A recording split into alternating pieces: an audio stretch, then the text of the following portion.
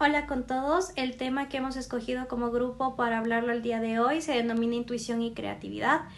Mi grupo está conformado por Gael Ábalos, Paula San Pedro, Matthew Velázquez, Nao Gaona y mi persona. Como pregunta de investigación tenemos ¿qué comparte biológicamente la creatividad y la intuición? Asimismo tenemos como objetivo general el analizar las bases cerebrales que explican el funcionamiento de la creatividad y la intuición. Aquí se va a hablar acerca un poco de neuroquímica, de las estructuras y zonas cerebrales involucradas en la creatividad y la intuición y un poco acerca del funcionamiento general conectivo. Asimismo, como objetivos específicos, en primer lugar tenemos identificar las redes neuronales involucradas en los procesos de creatividad e intuición. Y después tenemos definir la relación que se establece entre el funcionamiento de la creatividad, intuición y la enfermedad mental. Yo les voy a hablar sobre la neuroquímica de la creatividad y de la intuición. Por un lado, en el proceso creativo se reflejan ondas alfa durante la relajación, generación de ideas y atención, lo que también se relaciona con la intuición. La serotonina puede integrar y modificar la información emocional, lo que termina afectando el proceso de toma de decisiones, ya que según estudios como el caso Elliot, un cerebro que no puede sentir no se puede decidir. Esto es importante ya que la intuición se ha relacionado con el pensamiento emocional. En cuanto a la creatividad, también se relaciona en un sentido emocional más que cognitivo. Esto como consecuencia de la relación que existe entre los niveles de serotonina y un estado de ánimo positivo, y este a su vez con el desempeño creativo. El neurotransmisor más estudiado es la dopamina. En cuanto a la creatividad, se observa que el bloqueo del receptor D2 de dopamina tiene efectos en el estado de ánimo y flexibilidad. Por otro lado, en cuanto a la intuición, la dopamina se relaciona con habilidades que se aprenden lentamente. Esto debido a que durante el aprendizaje se crea una representación secuencial a medida que la recompensa de lo aprendido libera dopamina para luego sincronizar estos eventos que intuyan este aprendizaje. Esta relación también se puede ver en el estudio de la enfermedad de Parkinson, lo cual se asocia con una reducción receptiva de estímulos dopaminérgicos. Al tratarse con agonistas de dopamina, existe un aumento en el pensamiento creativo en los pacientes. Para la intuición y su relación con los ganglios basales también se tuvieron en cuenta estos estudios. Se relacionan a las drogas de tipo alucinógeno, en su mayoría el LSD, con la mayor creatividad, basándose en declaraciones de artistas como Samuel Taylor en su poema Ku Klux Klan, donde describe su experiencia psicodélica. En la actualidad existen estudios que prueban y otros tantos que niegan una relación entre las drogas y el aumento de la creatividad. Tal es el caso del estudio de Oscar Janninger, quien proporcionó LSD obteniendo dos puntos principales. El primero, experiencias espirituales, y el segundo, que se potenció la creatividad a través de la agudización del color y mayor excitación emocional. Los participantes también lo describieron como personal y artísticamente estimulante. Otra investigación es la de la Universidad de California, donde se tomaron pruebas psicométricas antes y durante el consumo de drogas, obteniendo mejoría en los resultados durante el consumo del LSD, obteniendo así las estrategias de funcionamiento mejorado, entre las cuales está inhibición reducida y mayor flexibilidad, concentración y motivación. En cuanto a la intuición, los participantes de dichos estudios afirmaron tener experiencias espirituales y la espiritualidad se relaciona con la intuición, por lo que se puede conocer también como sexto sentido o tercer oído. Bueno, ahora yo les voy a hablar acerca de las estructuras y zonas cerebrales involucradas en la creatividad y la intuición. En primer lugar, la intuición. Algunos estudios mencionan que en la intuición puede verse involucrada la amígdala, el núcleo de accumbens y la corteza prefrontal. La amígdala cerebral se encarga del reconocimiento y de la respuesta rápida ante estímulos amenazantes o peligrosos. Paralelamente, se estimula el núcleo de accumbens, que es el sistema de recompensa del cerebro, que lleva a buscar actividades placenteras tales como las contestaciones inmediatas. Por último, la corteza prefrontal. Esta permite evaluar y controlar los deseos instintivos basándose en la experiencia y el contexto específico. Asimismo, puede verse involucrado el núcleo caudado. Hay que recordar que el núcleo caudado forma parte de los ganglios basales. Esta región está relacionada con la ejecución de hábitos que se focalizan en experiencias altamente especializadas y que no necesitan de un análisis consciente, como la intuición. Ahora bien, cuando se habla acerca de creatividad, hay que tomar en cuenta que en el proceso creativo se implican funciones cognitivas como la memoria, la atención, el lenguaje y las funciones ejecutivas. Es por esto que una de las regiones que se activa es el córtex prefrontal.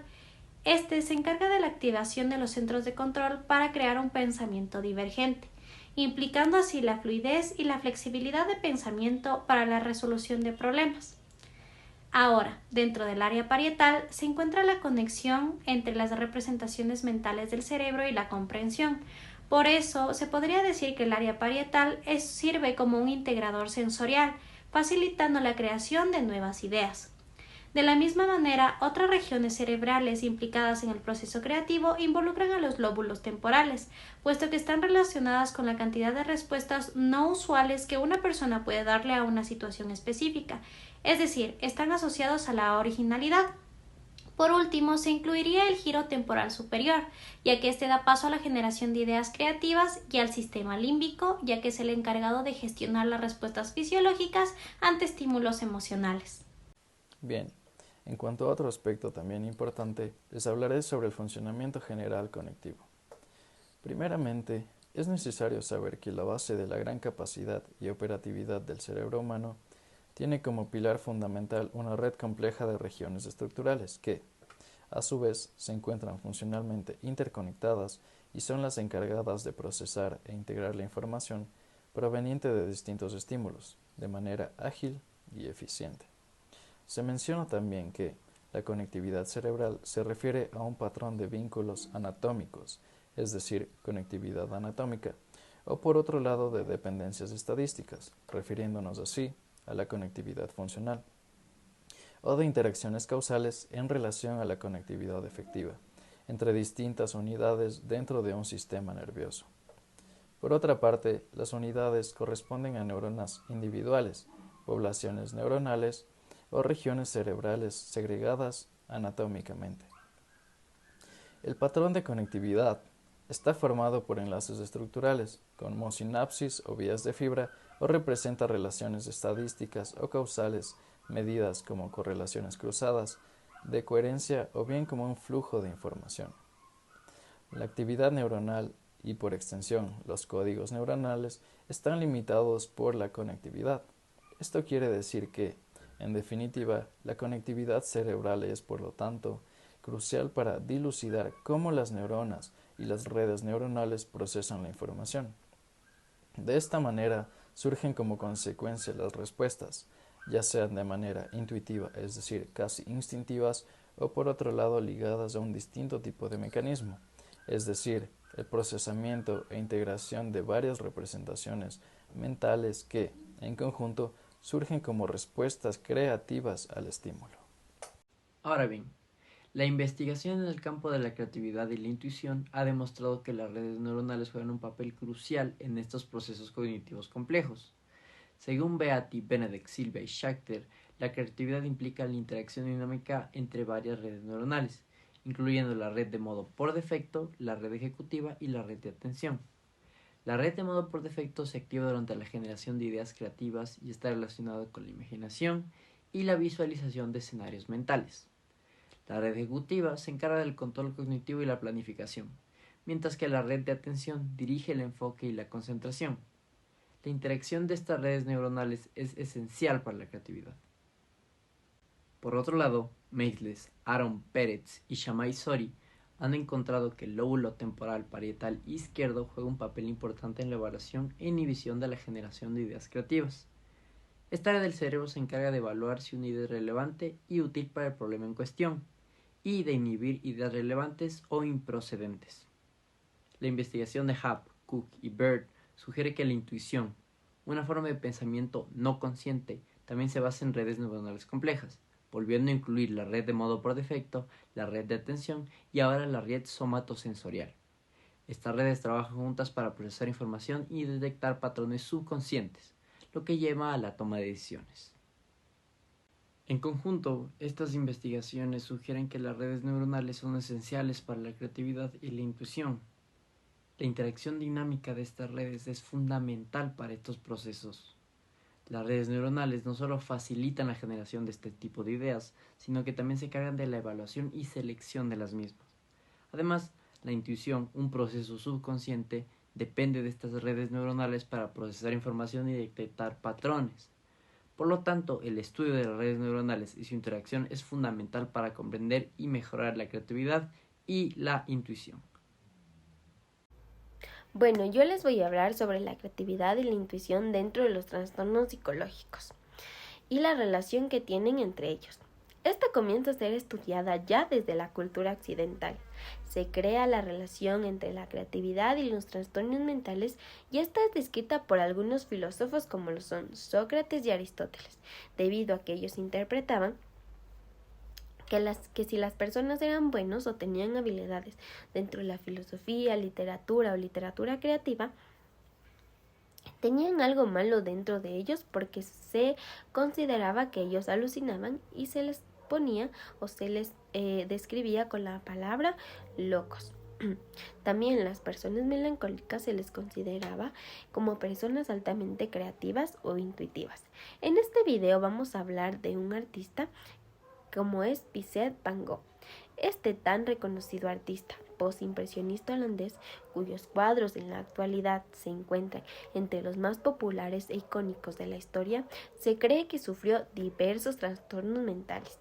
Y uno de estos trastornos fue la bipolaridad. Ojo, él nunca tuvo un diagnóstico clínico tratado por especialistas, pero esto se considera por narraciones de familiares que él experimentó periodos de manía e hipomanía seguidos de depresión severa.